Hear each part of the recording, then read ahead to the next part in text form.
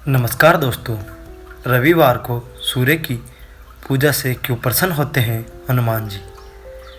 एक बार की बात है, माता अंजनी हनुमान जी को सुलाकर अपने कामों में व्यस्त हो गई।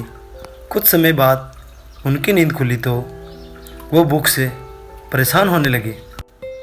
तभी उनकी नज़र आकाश में भगवान सूर्य नारायण पर पड़ी। उन्होंने सोचा कि यह जो लाल लाल सा दिखाई दे रहा है, यह कोई मीठा फल है।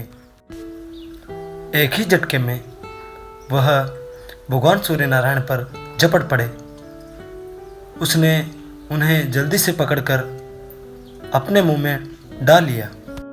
उसी समय तीनों लोकों में अंधेरा छा गया और भयानक त्रासदी हो गई। जीवन खत्म होने लगा। उस समय सूर्य ग्रहण चल रहा था। राहु सूर्य को ग्रसने के लिए उनके समीप आ रहा था। जब हनुमान जी की दृष्टि उस पर पड़ी, उन्होंने सोचा कि यह कोई काला फल है। उनकी भूख अभी शांत न हुई थी, इसलिए उसको खाने के लिए उन्होंने उस पर भी झपटा लगाया, लेकिन राहु उनकी पकड़ से बचकर भाग निकले। देवराज इंद्र की शरण में पहुँचे। डर के मारे कांपते स्वर में बोले, देवराज, ये कैसा अनर्थ कर दिया आज आपने। देवराज इंद्र बोले, क्या हो गया? आप इतने भयभीत क्यों लग रहे हो?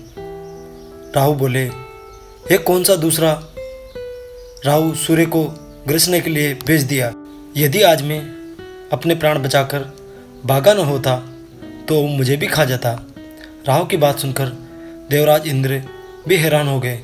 वह अपने सफ़ेद हाथी, जिसमें उनका कवच, बड़ा धनुष, बाण और असीम शक्तियाँ थी, पर सवार होकर हाथ में वज्र लेकर स्वर्ग से बाहर निकले तो उन्होंने देखा कि एक छोटा सा वानर बालक भगवान सूर्य नारायण को अपने मुंह में दबाए आकाश में खेल रहा है। जब हनुमान की दृष्टि सफ़ेद ऐरावत पर सवार इंद्र पर पड़ी तो उन्हें फिर से आभास हुआ कि यह कोई खाने लायक सफ़ेद फल है। वह अपना खेल छोड़कर झटपट उस ओर लपके। हनुमान जी को अपनी तरफ आता देखकर देवराज इंद्र के क्रोध का आवेश बढ़ गया। उन्होंने खुद को सुरक्षित करने और भगवान सूर्य को हनुमान जी की कैद से मुक्त करवाने के लिए अपने वज्र से हनुमान जी पर तेज प्रहार किया। वज्र के तेज प्रहार से हनुमान का मुंह खुल गया और वह बेहोश होकर पृथ्वी पर गिर पड़े। सूर्य भगवान शीघ्रता से बाहर आ गए। अपने पुत्र की यह दशा देखकर हनुमान के धर्म पिता वायुदेव को क्रोध आ गया। उन्होंने उसी समय अपनी गति रोक ली। तीनों लोकों में वायु का संचार रुक गया। वायु के थमने से कोई भी जीव सांस नहीं ले पा रहे थे और पीड़ा से तड़पने लगे। उस समय समस्त सुर, असुर, यश, किन्नर आदि ब्रह्मा जी की शरण में गए। ब्रह्मा जी उन सभी को अपने साथ लेकर वायुदेव के शरण में गए। मूर्छित हनुमान को गोद में लेकर बैठे थे और उन्हें उठाने का हर संभव प्रयास कर रहे थे।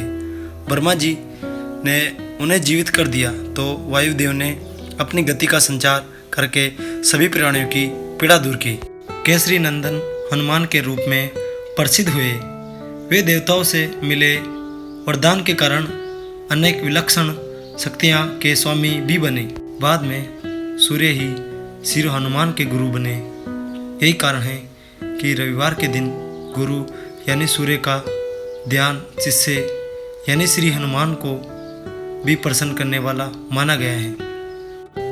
तो दोस्तों, अगर आपको ये कहानी अच्छी लगी हो तो आप चैनल को सब्सक्राइब करो और बेल आइकन के ऊपर क्लिक करो।